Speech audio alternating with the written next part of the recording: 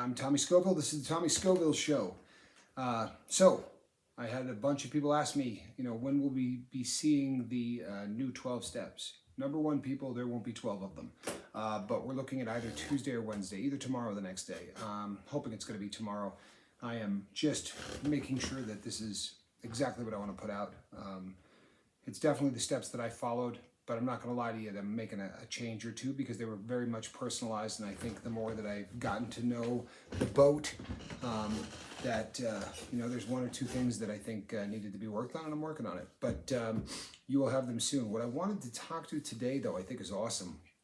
One of the steps, whether it's the 12 steps or whether it's my steps, in the 12 steps, you make a searching, inventory. Really sort of take a look at who you are and where you are. And that's something that is essential, obviously, to anybody who's trying to do anything in life, but especially remain sober. And I think one of my biggest problems, and I'm going to go out on a limb and say it's one of everyone's biggest problems, is especially as it pertains to changing your life, is that we're too easily satisfied. What I mean by that is, so oftentimes we take good and we accept good because as addicts and as recovering, drug users, alcoholics, junkies, whatever the case may be, life was so bad, right? It was so out of control, and it was so bad that if you start here and you get to here, it's very easy to go, boy, things are great. I mean, if you get up in the morning and you don't need a fix, it's pretty easy to say I've won the battle. And mediocrity is awful. It really is. And there's no place in the world for mediocrity when it comes to your life. There's just no place for it. And I think we need to guard ourselves against being too easily satisfied. Not just with sobriety, because you could sit there and think, well, you're either sober or you're not. No, you're either not using or you're not. But that doesn't translate all the way into sobriety. But we can do it in parenting, we can do it in work, we can do it in everything, because we have set the bar so low for so long that as you start to go forward in the new life, you have to set standards for what it is you're going to accept, right, in your own life. So at work, you're going to set standards. As a parent, you're going to set standards. As a brother, as a sister, as a mother or father, all of these different things, there will be standards set, and you really got to be careful with these standards. Taking an inventory every day and viewing your new life on a day-to-day basis. One of the greatest ways to stop the relapse process is to ensure that you are reaching that standard on a day-to-day basis. Let me tell you the real danger. The real danger is that if for some reason you accept a standard below what you've set, you just set a new standard. I'm going to repeat that because it sounded so good when I said it that I'm tempted to write it down. I'm kidding. But seriously, if by some chance you accept a new standard, right?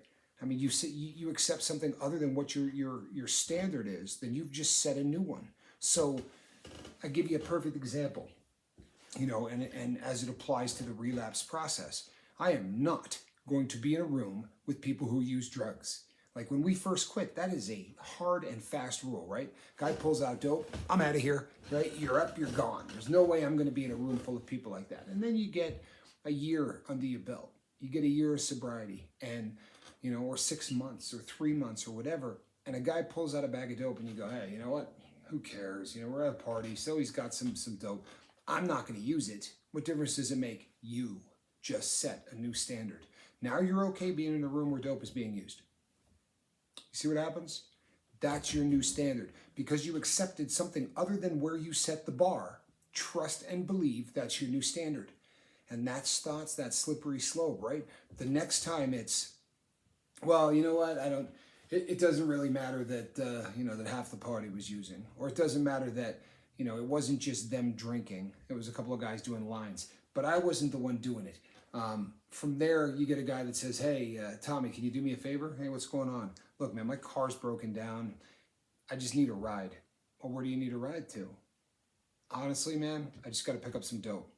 And there is no chance in the world you would do that. However, the farther along you go, you get a guy in the car and he goes, hey man, I'm just gonna take one hit of this, right? Just taking a hit off of this thing. Nah, dude, I'm not around dope.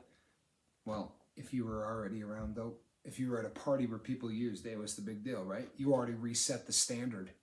Now you got a guy in an automobile with a bag in his pocket, right? You get pulled over. These don't seem like these to normal people may sound far out, but to those of us in the criminal world, 1,000 times today, someone is going to prison because in their car they had dope and a tail light out, right? Or their license plate light was out. Your friend goes, look, I'm just taking one hit. We're on the way to work. Just relax. This is not a big deal. He takes that hit and the lights go on behind you. And now you are in an automobile where there are drugs. Do you understand what I'm saying? If you accept anything other than the standard that you set, then you just set a new one. Do not backslide. Now, I'm using really in-your-face, obvious examples of this, people, but the point is, in every aspect of your life, right? As I said, when I became the new Tommy, I make my bed. May sound stupid, may sound insignificant. I make my bed. Because when I get up in the morning, I'm saying, the old guy's dead. This is the new guy. And the new guy has set standards. Well, if I get up and I go, I'm just not doing that today. It's the new standard. The following day, I get up, it's way easier to just go, I'm not going to make that bed. And it seems so insignificant, right? A shirt thrown on the floor. If you're cool with shirts thrown on the floor, and if you're cool with your bed not being made, those are your standards, not mine. But if I break my standards, it gets easier to slide down that, and it gets easier to start accepting all of them. If you say, I'm never, ever going to break any of these standards, well then the really big ones, like being at a party where somebody uses dope, it's never going to be something you accept. But accepting that starts with the smallest of things. When we do go over the steps, one of the things that I harp on is defining the new you, right? It's easy as heck to define the old you. Well, let's take me. The old you lied to everybody, right? The old Tommy lied. He lied to protect himself from being found out as a drug user.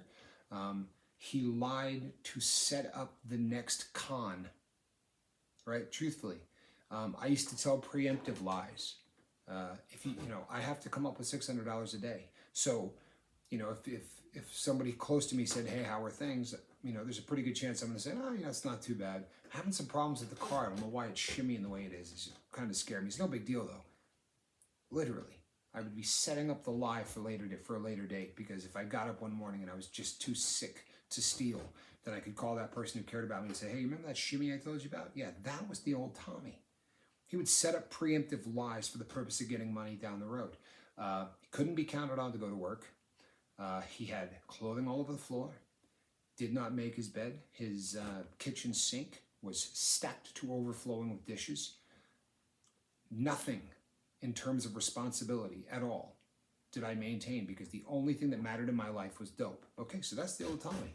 Very, very easy to define who this person is. Oh, and he didn't have $1 in his pocket. I don't care if I stole $3,000, right? I was going to spend it on dope as fast as I got it, because money meant nothing to me. It was just a way to get dope. So what's the point of calling the dope dealer 3 days in a row? Doesn't make any sense, right? I got to wait on him each time. Let's buy it all at once. Go through it as fast as possible and start that process over again. That was Tommy. So when the time came to become a new creature, well, Tommy was not going to have stuff on the floor. There weren't going to be dishes in the sink. The bed was going to be made. The clothing was going to be hanging up. Right? I was going to be meticulous about the things that I owned. My word was going to be my bond.